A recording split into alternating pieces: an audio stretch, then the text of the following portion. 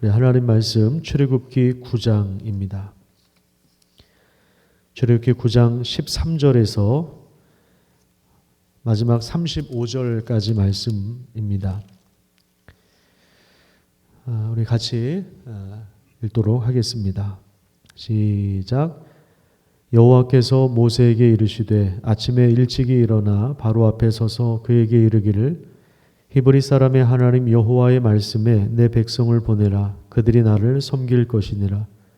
내가 이번에는 모든 재앙을 너와 내 신하와 내 백성에게 내려 온 천하에 나와 같은 자가 없음을 내가 알게 하리라. 내가 손을 펴서 돌림병으로 너와 내 백성을 쳤더라면 내가 세상에서 끊어졌을 것이나 내가 너를 세웠음은 나의 능력을 내게 보이고 내 이름이 온 천하에 전파되게 하려 하였음이니라. 내가 여전히 내 백성 앞에 교만하여 그들을 보내지 아니하느냐. 내일 이맘때면 내가 무거운 우박을 내리리니 애굽 나라가 세워진 그날로부터 지금까지 그와 같은 일이 없었더라. 이제 사람을 보내어 내 가축과 내 들에 있는 것을 다 모으라. 사람이나 짐승이나 무릇 들에 있어서 집에 돌아오지 않는 것들에게는 우박이 그 위에 내리리니 그것들이 죽으리라 하셨다 하라 하시니라. 바로의 신하 중에 여호와의 말씀을 두려워하는 자들은 그 종들과 가축을 집으로 피하여 들였으나 여호와의 말씀을 마음에 두지 아니하는 사람은 그의 종들과 가축을 들에 그대로 두었더라. 여호와께서 모세에게 이르시되 너는 하늘을 향하여 손을 들어 애굽 전국의 우박이 애굽 땅의 사람과 짐승과 밭의 모든 채소에 내리게 하라. 모세가 하늘을 향하여 지팡이를 들매 여호와께서 우레소리와 우박을 보내시고 불을 내려 땅에 달리게 하시니라. 여호와께서 우박을 애굽 땅에 내리심에 우박이 내림과 불덩이가 우박에 섞여 내림이 심히 맹렬하니 나라가 생긴 그때로부터 애굽 온 땅에는 그와 같은 일이 없었더라. 우박이 애굽 온 땅에서 사람과 짐승을 막론하고 밭에 있는 모든 것을 쳤으며 우박이 또 밭의 모든 채소를 치고 들의 모든 나무를 꺾었으되 이스라엘 자손들이 있는 그곳 고센 땅에는 우박이 없었더라. 바로가 사람을 보내어 모세와 아론을 불러 그들에게 이르되 이번은 내가 범죄하였노라. 여호와는 의로우시고 나와 나의 백성은 악하도다. 여호와께 구하여 이 우레소리와 우박을 그만 그치게 하라. 내가 너희를 보내리니 너희가 다시는 머물지 아니하리라. 모세가 그에게 이르되 내가 성에 나가서 곧 내 손을 여호와를 향하여 펴리니 그리하면 우레소리가 그치고 우박이 다시 있지 아니할지라. 세상이 여호와께 속한 줄을 왕이 알리이다. 그러나 왕과 왕의 신하들이 여호와 하나님을 아직도 두려워하지 아니할 줄을 내가 아나이다. 그때에는 보리는 이삭이 나왔고 삼은 꽃이 피었으므로 삼과 보리가 상하였으나 그러나 밀과 쌀보리는 자라지 아니한 고로 상하지 아니하였더라. 모세가 바로를 떠나 성에서 나가 여호와를 향하여 손을 펴매 우레소리와 우박이 그치고 비가 땅에 내리지 아니하니라. 바로가 비와 우박과 우레소리가 그친 것을 보고 다시 범죄하여 마음을 완악하게 하니 그와 그의 신하가 꼭 같더라. 바로의 마음이 완악하여 이스라엘 자손을 내보내지 아니하였으니 여호와께서 모세에게 말씀하심과 같더라. 아멘.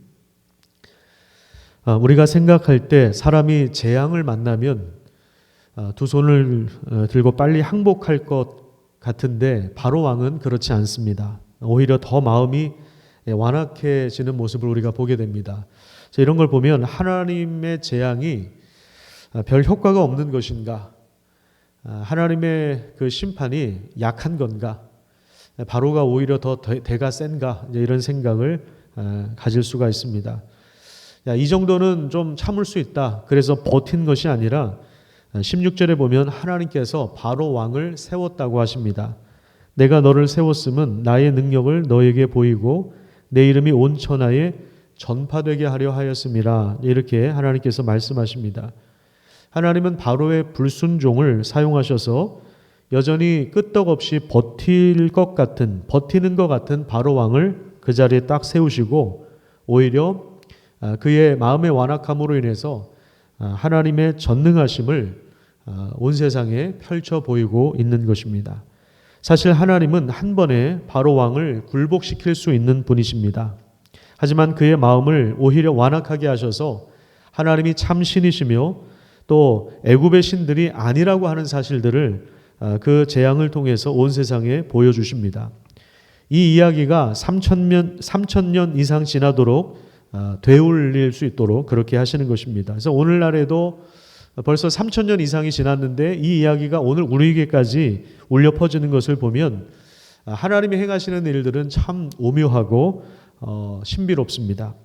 오늘 본문에는 7번째 재앙인 우박재앙이 나오죠. 하나님은 재앙을 예고하시면서 피할 길을 알려주셨습니다. 들에 남아있지 않고 집으로 가축이 들어온다면 애굽 사람의 가축일지라 하더라도 재앙을 피할 수 있다고 말씀하십니다. 자, 근데 이 말씀이 선포됐을 때 모세가 이 하나님의 뜻을 전했을 때 바로의 진영에 있던 그 신하들도 애굽 사람들도 말씀을 두려워하는 사람들은 자기 종들과 가축을 집으로 피하여 들여서 하나님의 구원의 은혜를 경험하게 되었습니다. 하지만 여전히 말씀을 마음에 두지 않는 사람들은 가축을 들에 그대로 두었고 그 결과 그대로 재앙을 맞아 죽었습니다. 하나님께서 우박을 내리게 하실 때 그 우박이 내림과 불덩이가 우박에 섞여 심히 맹렬하게 내렸다고 합니다. 그래서 우박은 애굽 온 땅에서 사람과 짐승을 죽였습니다. 또한 밭에 있는 모든 농작물을 망가뜨리고 나무도 꺾어 놓았습니다. 하지만 역시 말씀을 들었던 사람들과 그리고 이스라엘 사람들이 있는 곳에는 우박이 내리질 않았습니다. 바로 왕은 이 우박 재앙을 통해서 처음으로 자신의 죄를 인정합니다. 나에게 죄가 있다라고 하면서 하나님을 의로우신 분으로 고백합니다. 자, 오늘 본문 27절 말씀을 보시면 바로가 사람을 보내어 모세와 아론을 불러 그들에게 이르되 이번은 내가 범죄하였노라. 여호와는 의로우시고 나와 나의 백성은 악하도다.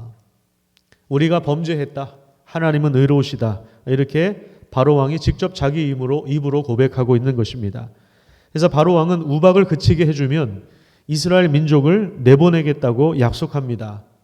하지만 시간이 지나니까 이제 재앙이 끝나니까 다시 말을 바꿔요. 상황에 따라서 자기 유리한 대로 말을 바꾸는 것은 그때나 지금이나 사실은 똑같습니다. 바로 왕도 그랬고 지금 세상도 그렇습니다. 세상은 원래 이런 곳입니다. 그래서 내용 증명이 필요하고 인감도장도 필요하고 소송이 필요하고 법정과 변호사와 판사가 늘 필요한 세상에 우리가 살고 있는 것입니다.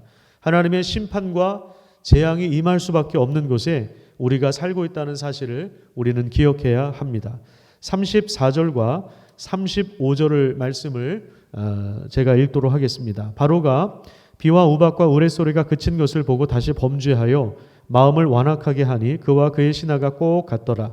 바로의 마음이 완악하여 이스라엘 자손을 내보내지 아니하였으니 여호와께서 모세에게 말씀하심과 같더라.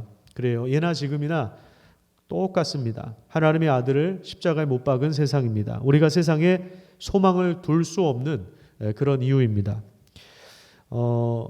우리 지난주부터 우리 선영빌라도 건물을 이렇게 좀 부수고 있는데요.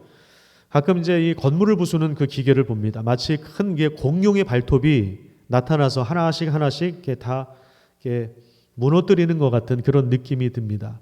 아무리 견고하게 서 있는 철근과 시멘트와 벽돌이라 하더라도 아주 그냥 힘없이 그냥 다 쓰러지고 무너지는 이런 장면을 보게 되는 것입니다. 아무리 견고하게 붙잡고 있는 우상이라 할지라도 하나님 말씀 앞에 또 하나님의 심판과 재앙 앞에서는 속절없이 무너지고 부서질 수밖에 없다는 사실을 우리는 기억해야 하는 것입니다. 회개라고 하는 것은 말씀 앞에서 그동안에 내가 숨기면서 쌓아 올린 자기중심성이라고 하는 이 견고한 성읍들을 하나씩 부숴가는 그런 과정이라고 할 수 있습니다. 이 과정을 통해서 우리는 자기중심성을 무너뜨리고 오히려 하나님의 은혜를 받아들여서 진정한 평강을 누릴 수가 있어요. 이것이 참된 변화입니다. 그 능력 안에 거하시기를 간절히 축복합니다.